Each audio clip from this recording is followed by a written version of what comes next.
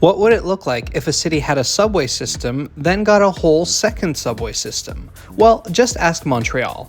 In 2023, this city celebrated the opening of the first section of the new REM system. REM, short for Réseau Express Métropolitain or Metropolitan Express Network, is a fully automated light metro system, connecting the city center with the suburbs. Now that the system has been running for a little bit, it's time to finally give it the official Trains Are Awesome review. Which is why we've arrived at Sunnybrook Station on the Deux Montagnes branch of the REM, also known as the A4 branch. Outside, we notice a pretty large parking lot. Sunnybrook is served by several bus connections as well. Conveniently, a screen out here already lists all the upcoming departures. That should really be a standard feature worldwide in my opinion. The overall vibe of the station is modern but pleasant. Some seating outside is a nice touch, but let's walk inside and buy a ticket from one of the machines. Though REM is different from the Montreal Metro and also different from the EXO commuter rail, it is governed by the same authority as those systems, the ARTM, and so the fares are integrated. The Greater Montreal area uses fare zones. Since we are headed downtown, just an all modes Zone A ticket will do. Transaction réussie. Récupérez tous vos articles, reçu, carte, monnaie billet. Oh yeah, I've got Bear with me today. It's been a while since we've done a video together. Don't worry, more to come. Bear and I were in Montreal to see a concert, a Dutch artist known as Joost Klein. It was a great show, though kind of bizarre to be in a room surrounded by not Dutch people singing along with Dutch songs. My one request to my brother before the show was that we try out the REM. Anyway, now we're up on the elevated platform. It is a weekday afternoon and trains are running about every 7 minutes. Notice one of the great features of this station, the platforms are completely enclosed. From the moment you enter the station concourse until the moment you leave your destination station, you will never be outside.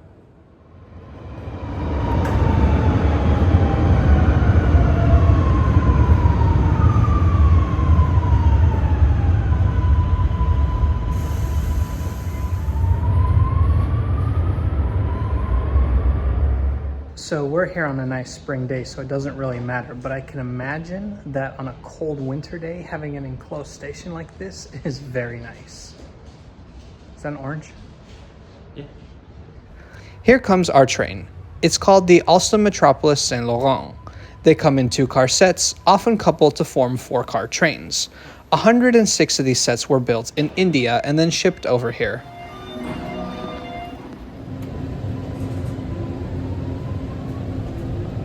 Direction A1, Brossard.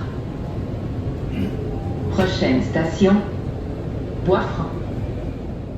The older Montreal Metro, which we will do a video about in a few weeks, has trains that run on rubber tires, and it is electrified by third rail. Not the REM though. Nope, here it's steel wheels on steel rails, and power is drawn from an overhead wire, electrified at 1500 volts. The first thing Bear commented when we got on was, "This reminds me of the Sydney Metro." He's not wrong. Both use driverless Alstom trains. They are quite similar, with longitudinal seating and open gangways. Of course, the main attraction on board is the driver's cab, or should I say lack thereof. You can stand right up by the front window and enjoy the view. The REM is made up of several branches, and has been opening in stages.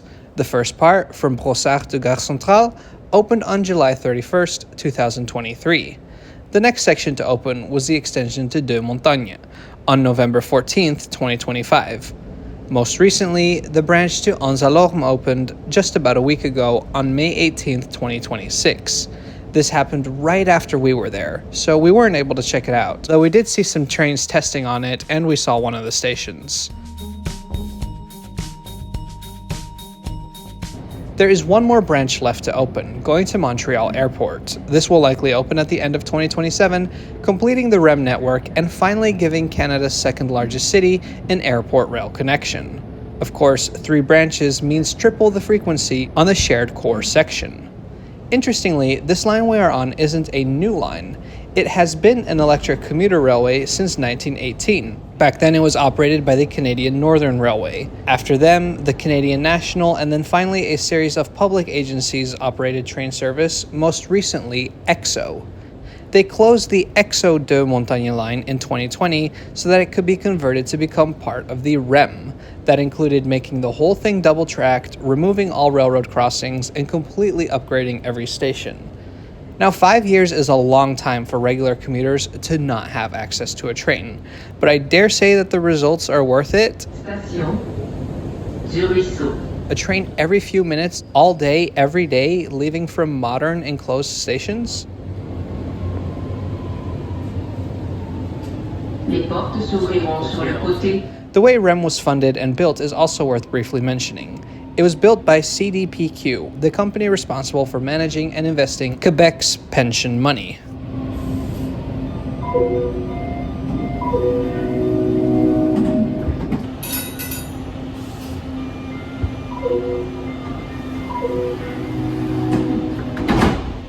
CDPQ funded most of it, although the province and federal governments did put up some money too. All in all, the 67-kilometer network cost 8.3 billion Canadian dollars to build. The public authority I mentioned earlier, the ARTM, collects the ticket revenue for the REM. They then pay CDPQ 72 cents for every passenger kilometer traveled on the system, which CDPQ sees as a return on investment to increase people's pensions. So to the boomer who received $13 from the distance I traveled, you're welcome. It's on me.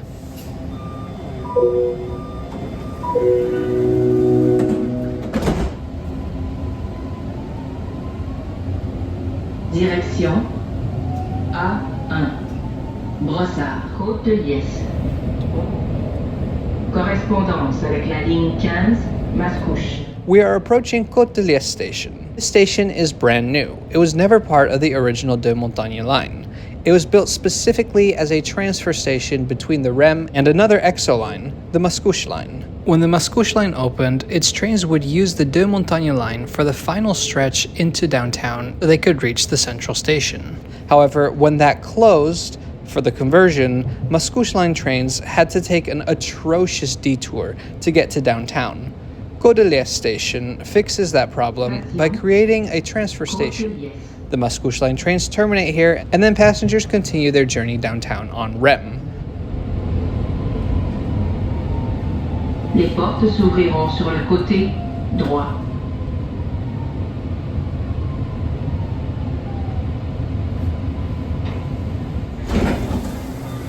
Weirdly, at the next station, Ville de Montreal, the front doors didn't open. But now let's briefly talk about all the hype that REM has received, with this being such a great and modern system, and bearing in mind how disappointing many other systems are in North America, it's no surprise that so many bloggers and YouTubers are extremely excited about REM. Writing it for the first time, and of course having studied it before, I have to say I do share a lot of that excitement. It is truly an excellent train. In the 20th century, many cities in the Western world built entire transit networks from scratch, but in the 21st century, such openings have become a very rare occurrence. To have one here in Canada is a big deal. The REM is future-proofed thanks to automation, and it has clearly taken customer comfort into consideration. There's a lot to be excited about. But excitement can lead to exaggeration, and I've noticed some of that. I've heard people refer to this as the greatest transit project of our lifetime. I don't know. My lifetime began in the late 90s, and in my lifetime, multiple countries have opened their first high-speed rail networks, the Acela began service, the bridge between Sweden and Denmark opened, Copenhagen, Sydney, Doha, Riyadh, they all built fully automated metro systems, don't forget Honolulu's new line, the Gotthard Base Tunnel opened, Seattle opened a light rail line on a floating bridge, Mexico opened interurbans, and China built metros and high-speed lines at a dizzying pace. I hope to live for a few decades more and witness even greater projects opening. The REM is cool, a big deal, but is it really a bigger deal than any of the other projects mentioned? It's the construction of new lines and the conversion of an existing rail line into an automated one. Sydney's doing the same thing. Don't get me wrong, I think it's a very good project, great even. Just not the greatest of all time, and it doesn't have to be, except for clickbait purposes, of course. At least, it's not yet. It could be, if it sets off a chain of events and opens the eyes of lawmakers across North America. What if more cities got their own REM? How incredible would that be?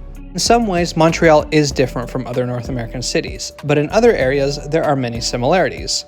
And there are fantastic opportunities for REM-like systems across the continent. Imagine if the Metro Electric District in Chicago was automated with trains every few minutes, and if they extended it underground deeper into the city. See what I'm talking about?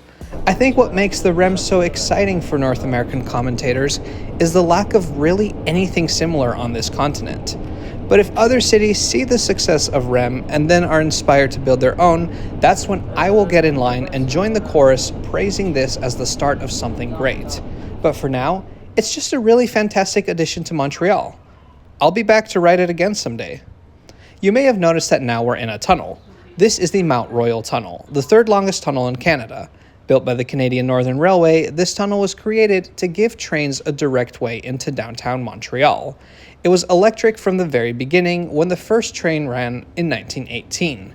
Almost immediately, it was taken over by the Canadian National Railway, and most recently, it was used by the Exo de Montagne line, until its closure and conversion to REM.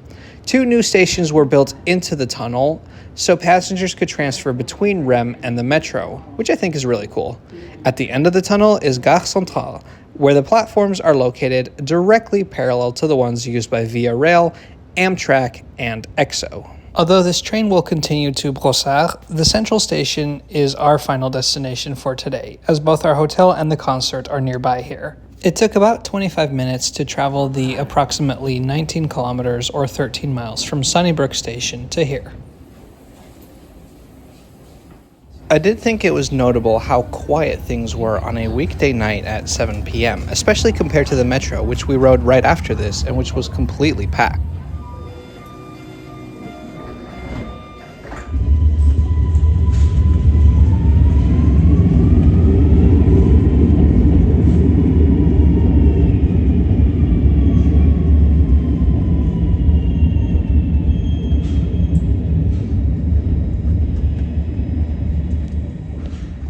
Wow, I am very impressed. You know, sometimes when people hype something up online, I get a little bit skeptical, but this is worth the hype. I mean, the train was so quiet, so smooth. The fact that you could stand in the front and just enjoy the view. Like, I saw people that were not rail fans that were coming to the front just because it was a nice place to stand. I'm impressed. What did you think of REM? It was great. It was good. Smooth. Very smooth. Pretty quick too. It's interesting to see how they use the remnants of the EXO line and incorporate it into a very efficient system. It's food for thought. I'm thinking of you, Chicago, and several other cities. Anyway, that's all from us today. We've got a show to catch. If you enjoyed this video or learned something new, please subscribe to Trains Are Awesome, and we'll see you next time.